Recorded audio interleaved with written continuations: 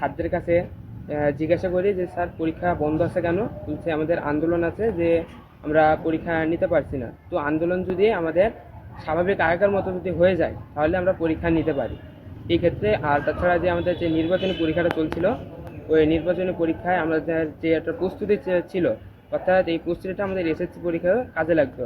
ওই প্রস্তুতিটা আমাদের এখন যদি পরীক্ষাটা না হয় তাহলে প্রস্তুতির আমাদের ব্যাঘাত ঘটবে। পরীক্ষা হবে না এই জন্য মানে এই জন্য হচ্ছে আজকে পরীক্ষা অনুষ্ঠানে স্যাররা বলেছে যে পরীক্ষা হবে, স্বাভাবিকভাবে হবে, আর তারা ডেটটা জানিয়ে দেবে। আমাদের পরীক্ষার ডেটটা পিছিয়েছে, এটাই যা। দেয়ালে যখন পিঠ থেকে যায়, দেয়ালে যখন পিঠ থেকে তখন আর আমাদের এই পিছু হটার আর কোনো সুযোগ থাকে না।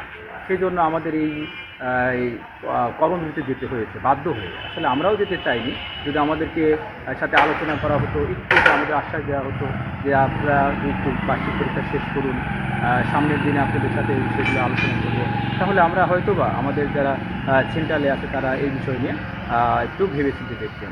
প্রতিষ্ঠান হিসেবে আন্দোলনে আসেনি, এটা কেন্দ্রীয় সিদ্ধান্তের মাধ্যমে এই আন্দোলনটা চলছে। আমরা আশা করছি দ্রুত কর্তৃপক্ষ আমাদের এই দাবিগুলো বিবেচনা করবেন এবং আমরা আবার স্বাভাবিক অবস্থায় ফিরে আসব।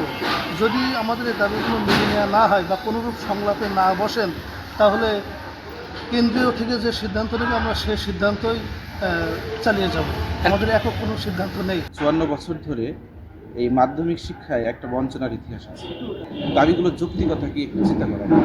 আমরা যদি দেখে থাকি, আমাদের একটা পর্যায়ে ছিল সমগ্রের যে পদগুলো ছিল, সে পদগুলো এখন সব আপগ্রেড হয়ে গেছে। শুধুমাত্র মাধ্যমিকই এখন নিচের গ্রেডে রয়ে গেছে। আমার চাই শিক্ষাক্ষেত্রে প্রতিটা শিক্ষক যেন তার মর্যাদা ফিরে পায়। আমাদের যে সম্মান, সেই সম্মান বুলুণ্ঠিত হচ্ছে। যেমন আমরা দেখলাম যে আমাদের প্রাইমারির যারা এটিও ছিলেন তারা নবম গ্রেডের তাদের সুপারিশ করা হয়েছে, টিও যারা ছিল তাদেরকে ষষ্ঠ গ্রেডে সুপারিশ করা হয়েছে।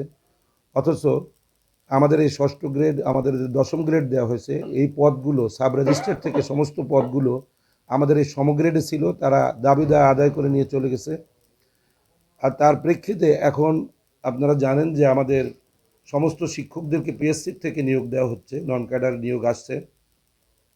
তো এই অবস্থায় এই 54 বছর যাবৎ আমাদের এই প্রতিষ্ঠানটি একেবারেই অবহেলিত। আমরা আমাদের শিক্ষার্থীদেরকে পড়াই, আমাদের সাথে তাদের সম্পর্ক হলো পিতা এবং সন্তানের মতো, কিন্তু তাদেরকে এরকম জিম্মি করাটা, এটা আমরা দুঃখ প্রকাশ করছি আবারও। তারপরেও আমরা বলবো যে আমাদের দেশের যারা আমাদের অভিভাবক আছেন তারা আমাদের প্রতি সদয় হবেন। আমাদের যেটা দাবি যে আমরা আমাদের যে সহকারী শিক্ষক যে মর্যাদা, এই মর্যাদাটা দশম গ্রেডে দেওয়া আছে, এই নিয়োগ পোস্টটাকে আমরা নবম গ্রেডে যাতে নিয়ে আসে। আমি এই সহকারী শিক্ষক হিসেবেই ছিলাম, 21 সালে আমাকে সিনিয়র শিক্ষক হিসেবে পদায়ন করা হয়েছে। তো এখান থেকে আমাদের যারা পূর্ববর্তী ছিল সবাই দশম গ্রেড নিয়ে, যেখানে যেই পোস্টে ঢুকেছে সেই পোস্ট নিয়ে তারা বিদায় নিয়েছে। আর এতে করে যে ক্ষতিটা হয়ে গেছে সেটা হলো, আমার চাকরি জীবনের অভিজ্ঞতা দেখেছি, এখানে ভালো ভালো ছেলেরা, জুয়েল ছেলেরা আসে যারা অনার্স মাস্টার্স করে ক্যাডারের মাধ্যমে এসে তারা ছটফট করে কিভাবে তারা অন্য ক্যাডারে চলে যাবে, এখানে থাকতে চায় না।